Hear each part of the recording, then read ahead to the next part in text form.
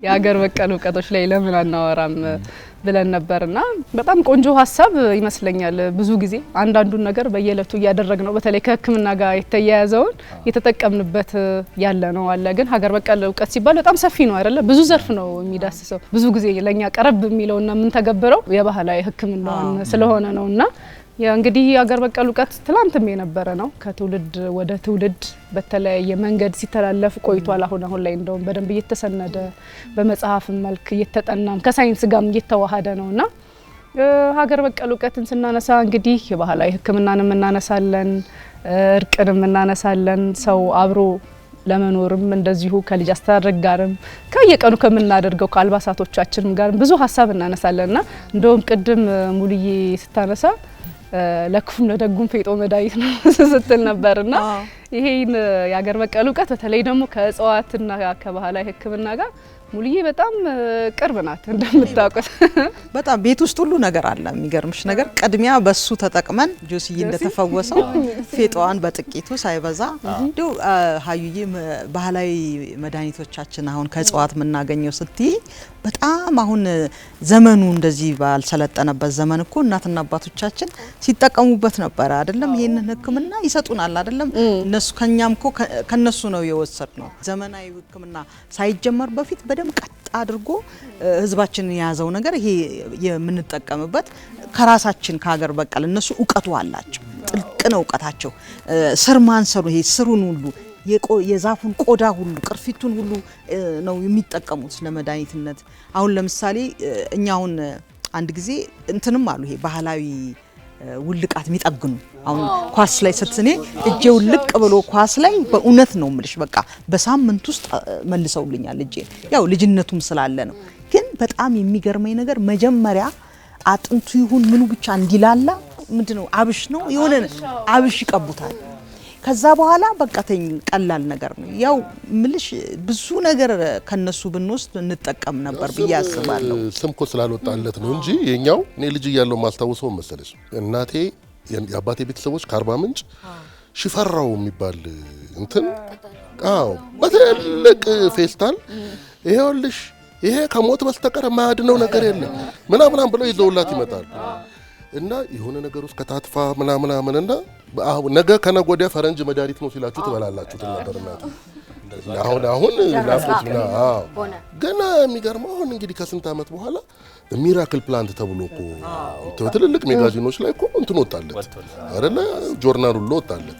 ግን ከጤና አንጻር ብቻ ሳይሆን ደግሞ እኔ ሁሌ የማስበው መሰላችሁ እኛ ሀገር እንደ ሀገር የኖርንባቸው ጊዜያት በጣም እንግዲህ ከሺዎች ጊዜ 3000 ይባላል ከሚሊዮንም ይባላል እንደየታሪኩ ይሄዳል። እንዴት ነው የኖር ነው እንዴት ነው ኤግዚስት ያደረግ ነው ብዬ ሳስብ አንዱ ትልቁ ችሎታችን ብዬ የማስበው ሀገር በቀል ራስን በራስ የማስተዳደር እውቀታችን ነው ብዬ አስባለሁ። ለምሳሌ ችግሮቻችንን እንዴት ነው የምንፈታው? አስተዳደር ላይ ፍትህ እንዴት ነው የምናሰፍ ነው? አሁን የፍርድ ቤት ፍትህ አንደኛውን አስቀይመ አንደኛው ላይ ነው የምታረገው። ይሄ ግን ሁሉም ኢኩዊቲን ሁሉም ሰው እኩል ደስተኛ ሆኖበት እና እነዚህ አይነት አስተዳደሮች እነ አበጋር አይደለ እና የገዳ ሲስተም አለ፣ አፊኔ አለ፣ ዱቡሻ አለ። እነዚህ በሙሉ ህብረተሰቡ ራሱን እያስተዳደረባቸው የመጡ ህጎች ናቸው እኮ የሀገር በቀል እውቀቶች ናቸው። ለምሳሌ ህጎቻችን በሙሉ ሲወጡ የኛዎቹንም ትንሽ ብንቀላቅልባቸው ኖሮ ሳምሃው በቃ የሶሳይቲውን እንዳኖረው ያስቀጥለው ነበር። ስለዚህ አገር በቀል እውቀት አገር ኤግዚስት እንድታረግም እንድትቀጥልም የሚያረግም ትልቅ ጥበብ ነው ለማለት ፈልጌ። እውነት ነው። በጣም ትክክል ነው ሚኪሾ። አሁን ለምሳሌ ሁላችሁም እንደምታውቁት እኔ ስለ ኮከብ ደስ ይለኛል። ኮከብ ቆጣሪ ትሉኛላችሁ። አሁን ለምሳሌ ሚኪሾ ታውራስ ነው፣ ወንድሜ መሐመድ ስኮርፒዮ ነው፣ እሷ አኳሪየስ ናት፣ እኔ ሳጁታሪየስ ነኝ። ማለት የሰዎችን ባህሪያት በእርግጥ ይለያል። የአባቶቻችን የቀደሙት ያው ሚኪም እንዳለው እነሱ እኮ የዛፎችን ቅጠል መርገፍ እንዲሁም ማበብ አዋፋቶችን ፍልሰታቸውን ወቅቶችን እያዩ በስነ ከዋክብት የኮከቦችን አቀማመጥና የጨረቃን መውጫና መግቢያ እየቆጠሩ እኮ አዝርትን የሚዘሩበት እርሻን የሚያርሱበት የተለያዩ ጉዳዮቻቸውን በዚህ በስነ ከዋክብት የሚመሩበትን ሁላችንም እናውቃለን። ይሄንን እኮ አሁንም ያው በመጽሐፍቶችም ያየናቸው ነው። በተለይ እኔ በጣም ደስ ይለኛል ታውቃላችሁ። በጣም ምትወደው ሰማይ ላይ የሚሽከረከር ኮከብ የኔን አመል እንዴት ይለኝ ሆዴ ነው የሚለውጠው እንጂ ምናምን እየከራከራል። የእውነት ሆኖ አላገኘሁም። አንዳንድ ነገር ይመስላል ትላለህ። ያው ይመሳሰላል። ማወቅ ያለባችሁ ምንድነው ተፈጥሮ ከሰው ልጅ ጋር በጣም የተያያዘ ነው። አለምንም ምክንያት እዚህ ምድር ላይም ሆነ የብስ ላይ ምንም ላይ አይፈጠርም አለ ምክንያት። ስለዚህ ኮከቦቹም ከሰው ልጆች ጋር የተገናኙ ናቸው። ስንንቀሳቀስ እኮ ነው አንዳንድ ቦታ እንዲሳናረጅ ብዙ እንዞራል ነበር እና በጣም ነው ይሄ የእውቀቶቻችን የሚገናኙ አሉ ደግሞ የሚለያዩ። አንዳንድ ቦታ ያለ እውቀት ሌላ ቦታ የሌላ አለ። ግን አሁን ለምሳሌ የኮንሶ አካባቢ ያለ የአፈር አጠባበቅ የእርከን አሰራራቸው ጥብቅ የሥራ ባህላቸው እዛው ደቡብ አካባቢ አብዛኞቹ ጋር ከተፈጥሮ ጋር የሚነካኩት አፈሩን የሚያዩበት ዛፍን መጠበቅ ዛፍ መቁረጥ ልክ አለ መሆኑን ከኛ አልፎም እኮ የደን አጠባበቅ የአፈር አጠባበቅ ስርዓታችን በዓለም አቀፍ ደረጃ በዩኔስኮ ተመዝግቧል። ሐረር አካባቢ ከሺህ ዓመት ጀምሮ ያለ የውሃ ማቆር ውሃን እንዴት የሚጠብቁበት መንገድ ሰሜን አካባቢ ቤትን የምንገነባበት ድንጋዩን ህድሞ ሰርተው ከላይ አፈር ነው ግን ዝናብ አይገባም። ቤቱን ስናየው ውስጥ በጭራሽ ዝናብ አይገባም። በተለይ የሚገርመኝ አዝርት ሲዘሩ አሁን ለምሳሌ ሐምሌ ላይ የሚዘራው ነገር ይለያል። እስከ ነሐሴ 16 ደግሞ መሬቱ ከነሐሴ 16 በኋላ መሬቱ ይጠብቃል። ስለዚህ ጤፍ መዘራት ይቆማል። ይሄ ጓያ ሽምብራ ያሉ እህሎች ወደዛ ምስር ምናምን ለመስከረም ሲሄድ ነው የሚዘሩት። እያንዳንዷን ነገር መሬቱን ያውቁታል።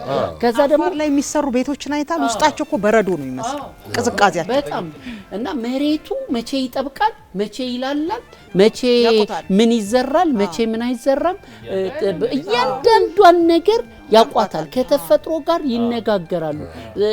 ንፋሱን ዝናብ ሊዘንብ ነው ብለህ ስትሮጥ እንዲህ ብለህና አይ አይዘንብም ያልፋል ይለዋል። እሱማ እንደውም ስቴዲየምም እኮ ካታንጋ ቁጭ ብለን ትዝ ይላል እንዴት ያዩትና ይሄ የካው ይሄ አልፎ ያዝናል ከዛ ወይ እንጦጦ ምናምን ካሉ ደግሞ መጥቶ አፈር አብልቶ በጣም የሚገርመኝ ምን እንደሆነ ታውቃላችሁ?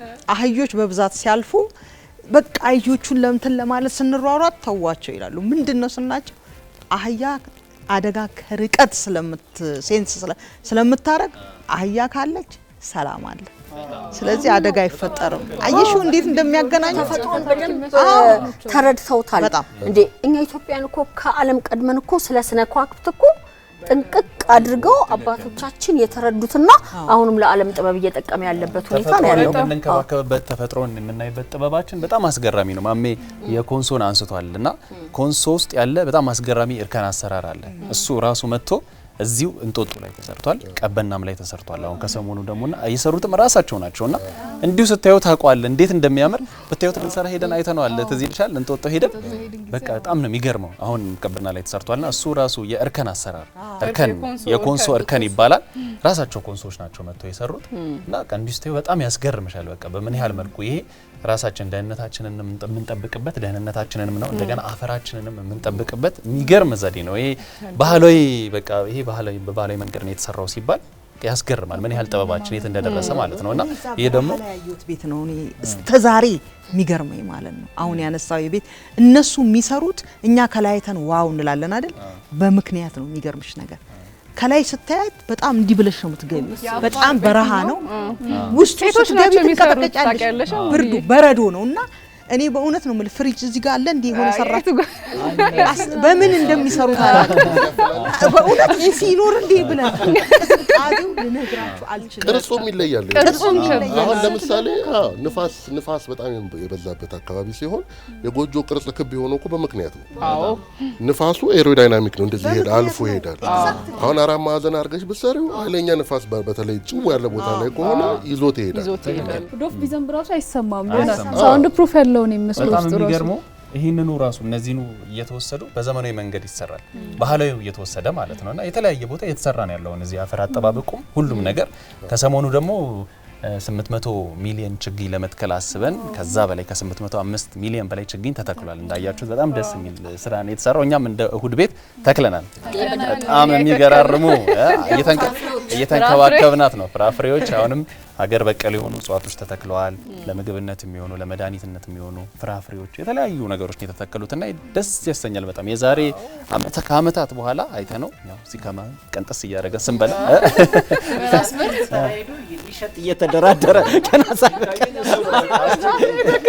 ዛፍ ነው ግን የተከለው የሙሌ ሳቦን ይሸጥ ጃካራንዳ እኮ የተከለው እኔ ሚኪ ጃካራንዳችን ስር ቁጭ ብለን የእናንተ ማንጎ ሐምራዊ አበባ እኔ ግን ወደ ፋሽኑ አደላሽ አትበሉኝና በሽመና የሚሰሩ ተፈትሎ የሚሰሩ ስራዎች አሁን በጣም ነው የሚገርመኝ በዛ ሰዓት እንደዛ አስበው መስራታቸው በጣም ነው የሚያስገርመኝ የሸማ ስራዎች የእደ ጥበብ ስራዎች አሁን እነ ስጋጃ በእንትን የሚሰሩ አሁን ላይ ደግሞ ትሬንድ እየሆኑ ነውና ምን ጊዜም ደግሞ አያልፍበትም ትራዲሽናል ነገር ከሞደርን የሆነ ነገር ጋር ሲቀላቀል ምን ጊዜም አያልፍበትም ያምራል አሁን ላይ ደግሞ ሞር ትሬንድ ሆኗል አይደል አሁን እኔ ፐርሰናሊ ሙሉ ለሙሉ እሱ ነው የምጠቀመው ማለት ይቻላል አሁን የቤት እቃዎች ሀፍ ዘመናዊ ሀፍ ያንን በነገራችን ላይ ሙሉ የሆነ ቦታ ሄደን በቃ እንዳለ ተገዛና ይሄ ሸክላ ምናምን የድሮ እቃዎችን እኔ በቃ በመሸከም እየተሰላችሁ ከጎን ራሱ ጀበና ይዘውታለች ሙሉዬ ማትገዛ የድሮ እቃ ከተባለ በቃ ለሷ ስራዋን ጠንቀቃ ታውቃለች ሞዴል ነች አስተዋዋቂ ነች ስለዚህ ገና በቱሪዝም ደግሞ ሀገሯን ብዙ ነገር ታስተዋውቃለች ብለን እንጠብቃታለን ስለዚህ ካሁን ወክለናታል ፌስ ኦፍ እንዴ እናት በቃ አንድሮሜዳ ሆነችብን አንድሮሜዳ አክስቴ እናት ከዚህ በኋላ አንድሮሜዳ ናትና ሚኪም ራሱ እኮ ከባድ ነው የባህላዊ ነገር እውቀቱ እና ሚኪ እንደውም ድንገት የተነሳ ሀሳብ አይመስልም በደንብ ነው አሁን ለምሳሌ ማመድ የሌሎችን ነገር ያወራል እንጂ እኛ አንድ ቀን እሱ ጋር ሄደን ያላየነው አገራዊ ጁስ የለም ጭማቂ እውነቴን ነው የምልሽ ይሄኛው የምንድነው ይላል እስቲ አንዱን እንኳን የሸንኮራ ጁስ አለ ከምሳመልስ ነው ከርከዴ ጁስ አለ ከርከዴ አለ ሌመን ግራስ የሎሚ ቅርፊቱ ይበቅላል ግቤ ተክየዋል የሎሚ ቅርፊቱ አለኝ እሱን ጁስ እንሰራዋለን እኛ ጋር ጁስ የማይሰራ ነገር የለም ሳር ሁሉ የሳር ጁስ ሁሉ ለእሁድ ቤት ይዘመታ አታውቅም ስለዚህ ይዛት መጣል ተናገር እንጂ ምንድነው ሼፍ ጆሲ ቤት በኩል ያስገባል ዛሬ መቼ ስለ ሀገር በቀል እውቀት ብለን ብዙ ነገር ነው ያነሳ ነው አይደል አዎ በጣም ብዙ ሀሳብ ነው ያነሳ ነው ከዛ እነዚህ ሁሉ ያነሳናቸው ጉዳዮች ደግሞ ሁሉም የሀገራችን ክፍል አንዱ ጋር አሉና በጣም ደስ የሚል ነው ብዙ ጊዜ እንግዲህ እነዚህ ሁሉ የሀገር በቀል እውቀቶች ያው አላማቸው ጥቅማቸው ግልጽ ነው አብሮ መኖርን አንድነትን ነው በደንብ የሚያጠናክሩትና ከሰውም ከተፈጥሮም ጋር ተስማምቶ መኖርን ነው የሚያሳዩና እነዚህ ነገሮች ግን አሁን ባለፈውና ሙሉ እየሄደን ነበር ዚያራ የባህላዊ ዳኝነትን አይተናልና አንዳንዶቹ ነገሮች አሉ አሁንም እዚህ ዘመን ላይ የተተገበሩ ነው ያሉትና የበለጠ ደግሞ ወደ ሳይንስ መጠጋት ወደ ሳይንሳዊ ብናደርጋቸው ለቴክኖሎጂም ብንቀርብ ቀላል ነው አሁን ቴክኖሎጂ ብዙ ነገር ሊያግዘን ይችላል ብዙዎቹ በአፍ ብቻ ያሉ ታሪኮች ስለሆኑ ወደ ቴክኖሎጂ ደግሞ እየገባን ታሪካችን በደንብ እንሰበስብ እውቀታችን ደግሞ በደንብ እንሰበስባቸው ለነገ ደግሞ ከትውልድ ትውልድ መጥቶ አሁን እኛ ብዙዎችን እያየናቸው ነው አይደል አውቀናቸው ለሚመጣው ትውልድ ደግሞ ተሻግረው ደግሞ የተሻለ መፍትሄ የሚያመጡን ደግሞ እንደሚሆኑ ተስፋ እናደርጋለን ጆሲ ግን የማሚን ጁስ አደራ ማሚ እኔ ቤተሰብ የሳር ጁስ ቃል ይፈልጋል ተሰበቻል ሚኪ ራሱ በቀደም ሚኪን በቀደም በሸንኮራ ጁስ አንበሸበሽ ፊት ያላበራ